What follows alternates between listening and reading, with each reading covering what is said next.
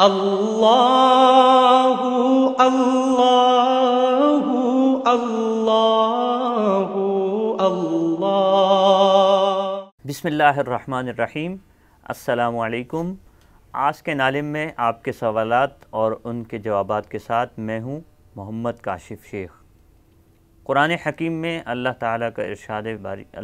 ارشاد مبارک ہے، فَاسْأَلُوا أَهْلَ الذِّكْرِ إِن كُنتُمْ لَا تَعْلَمُونَ، کہ اہل الذکر سے، جاننے والوں سے پوچھو اگر تم نہیں جانتے۔ اسی سلسلے میں ہم اپنے اس پروگرام کے ساتھ، جس میں ہم آپ کے سوالات کا قرآن و سنت کی روشنی میں جواب دینے کی کوشش کرتے ہیں، ہم دیکھتے ہیں آج کا سوال جو کہ ہمیں بھیجا ہے حیدرآباد سے یوسف شیخ صاحب نے۔ ان کے سوالات نماز سے متعلق ہیں، اور ان میں پہلا سوال جو انہوں نے پوچھا ہے کہ کیا جوتے پہن کر نماز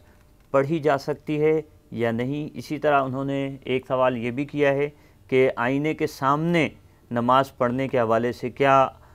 اس شریعت کی رہنمائی ہے، اور جیسے کوئی شخص اگر یعنی مسجد کے اندر لگی ہوئی گھڑی دیکھ لیتا ہے اور اس میں ٹائم دیکھ لیتا ہے تو کیا اس سے نماز فاسد تو نہیں ہو جاتی۔ تو یہ چند مسائل جو یوسف صاحب نے حیدرآباد سے ہم سے پوچھے ہیں، اور اس میں انہوں نے نماز سے متعلق کچھ مسائل جاننے کی کوشش کی ہے۔ تو اس میں سب سے پہلا جو سوال ہم پوچھا گیا ہے وہ ہے کہ جوتے پہن کر نماز پڑھنا۔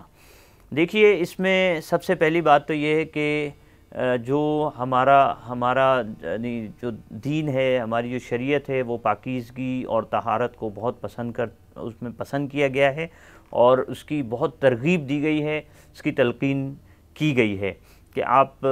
جو نبی اکرم صلی اللہ علیہ وسلم کے اس ارشاد مبارک سے بھی یقیناً واقف ہوں گے، جس میں آپ صلی اللہ علیہ وسلم نے ارشاد فرمایا، الطہور شطر الایمان، کہ پاکیزگی ایمان کا حصہ ہے۔ اور بعض محدثین نے جو اس کا مفہوم بیان کیا ہے کہ پاکیزگی نصف ایمان ہے، اور شطر بمعنی نصف کے لیا ہے۔ تو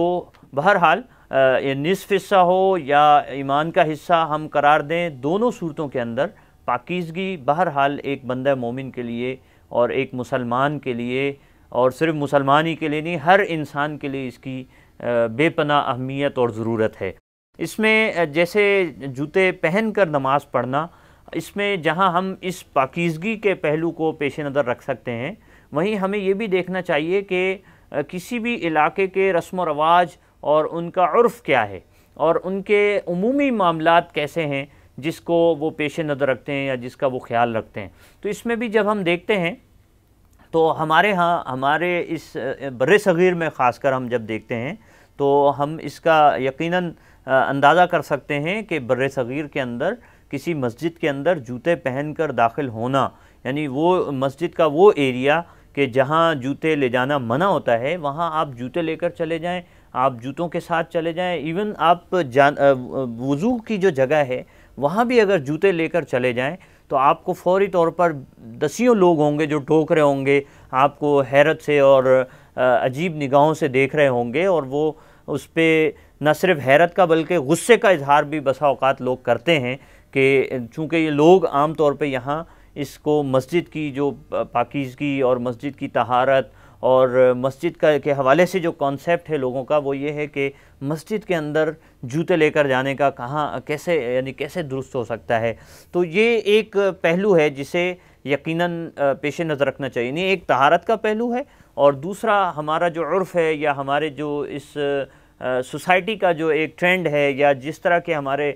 طور اطوار ہیں اور ہمارا جو طریقے ہیں، یہ اس سے بھی ہم سامنے رکھیں۔ اور اس سلسلے میں ہمیں یہ بھی پیش نظر رکھنا چاہیے کہ خود نبی اکرم صلی اللہ علیہ وسلم کی ایک روایت جو صحیح ترمذی کے اندر ہے، اور اس روایت میں یہ آتا ہے کہ نبی اکرم صلی اللہ علیہ وسلم نے اپنے نعلین میں جو ہے نماز ادا فرمائی۔ تو اب یہ جو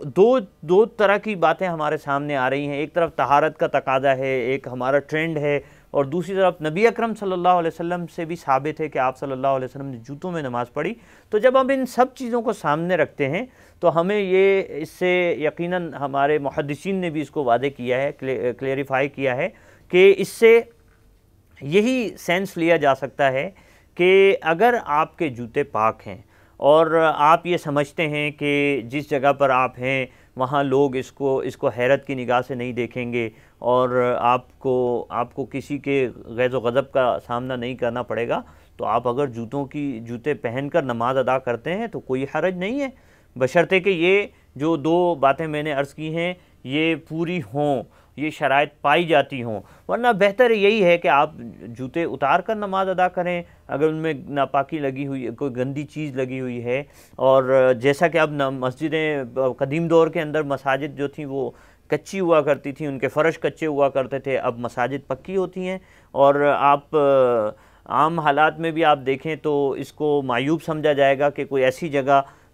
جہاں آپ نے گھر کے اندر کوئی اہتمام ایسا کیا ہو جہاں آپ جوتے لے کر نہ جاتے ہوں، تو وہاں اگر کوئی جوتے لے کر جائے گا تو آپ کو معیوب لگے گا، برا لگے گا۔ تو مسجد تو پھر اللہ کا گھر ہے، تو اس میں تو یقیناً یہ اس چیز کو پیش نظر رکھنا چاہیے، اس کو مد نظر رکھنا چاہیے۔ البتہ نماز جنازہ جو عام طور پہ کھلی جگہوں پہ پڑھی جاتی ہے، گراؤنڈ میں پڑھی جاتی ہے، یا نماز جنازہ کے موقع پر آپ اگر بالفرض دیکھتے ہیں کہ کوئی شخص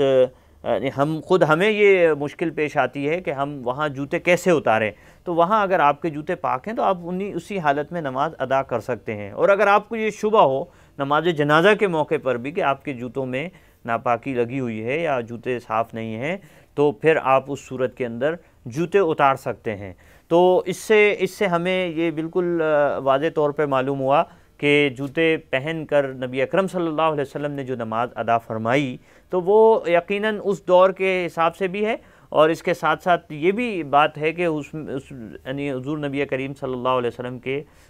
جوتے اتارنے کی کوئی وجہ نہیں تھی، اس لیے آپ صلی اللہ علیہ وسلم نے جوتے پہن کر ہی نماز ادا فرمائی۔ ہمارے بھائی یوسف صاحب نے جو دوسرا سوال کیا ہے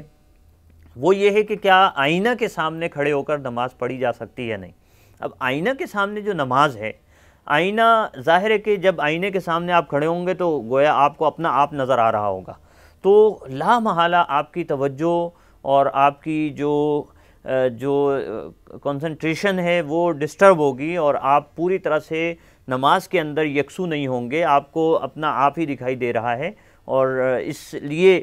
فقہاء نے یہ لکھا ہے کہ آئینے کے سامنے نماز پڑھنا مکروہ ہے اور اس سے گریز کرنا چاہیے۔ آئینے سے ہٹ کر آپ کھڑے ہوں یا ایک طرف ہو کر کھڑے ہوں، اور مساجد کی تعمیر کے سلسلے میں بھی جو لوگ کام کرتے ہیں اور جو یہ خدمت انجام دیتے ہیں تو انہیں بھی اس چیز کو ملحوظ خاطر رکھنا چاہیے کہ نمازیوں کے سامنے آئینے نہ ہوں، اور کوئی شیشہ ان کے سامنے ایسا نہ ہو کہ جس میں ان کو اپنا پورا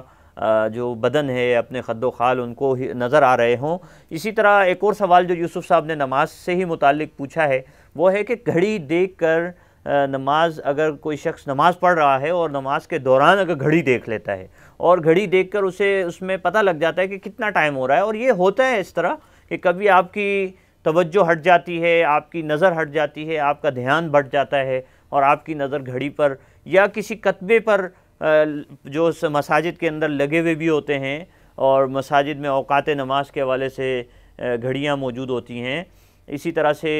دعاؤں پر مشتمل اور اذکار پر مشتمل کتبے لگے ہوئے ہوتے ہیں، آیات قرآنی کے کتبے ہوتے ہیں۔ تو اگر کوئی شخص انہیں دیکھ کر ان کو دیکھ لیتا ہے اور ان کو دیکھ کر اس میں سے کوئی عبارت سمجھ کر پڑھ لیتا ہے، یا جیسے وقت دیکھ لیتا ہے اور اس کو سمجھ لیتا ہے، تو یہ اگرچہ نماز کی جو یکسوئی کا جو تقاضا ہے، نماز کی جو ہم آہنگی کا جو تقاضا ہے تو اس کے منافی، لیکن نماز ہو جائے گی، نماز درست ہے اور نماز ان کی فاسد نہیں ہوگی۔ اور البتہ یہ ضرور ہمیں پیش نظر رکھنا چاہیے، جیسا یہاں نماز سے متعلق مسائل آئے، تو ایک تو یہ کہ نماز کی پابندی، 5 وقت کی باجماعت نماز ادا کرنا، اور اس کے ساتھ ساتھ جو سورہ مؤمنون میں اللہ تبارک و تعالی نے ایک نماز پڑھنے والوں کی ایک کیفیت بیان فرمائی ہے، اور اس سے پہلے یہ فرمایا قد افلح المؤمنون، مومنین کامیاب ہو گئے، الذین هم فی صلاتہم خاشعون، وہ مومنین کہ جو اپنی نمازوں میں خشوع و خضوع اختیار کرتے ہیں۔ مفسرین نے خشوع کا مطلب سکون اور اطمینان بیان فرمایا ہے، اور خاموشی بیان فرمایا ہے۔ پورے اطمینان کے ساتھ، پورے اعتدال کے ساتھ اور پوری خاموشی کے ساتھ نماز ادا کی جائے، یہ نماز کا حق ہے،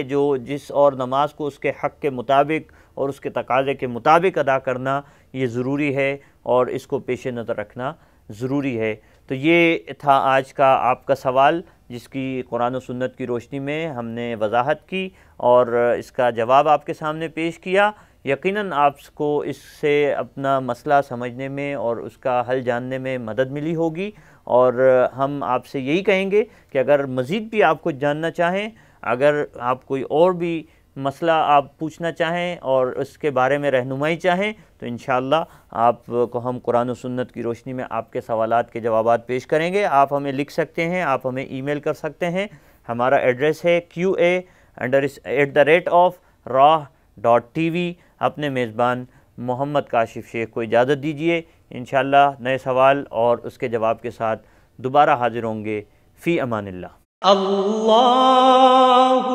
اللہ اللہ اللہ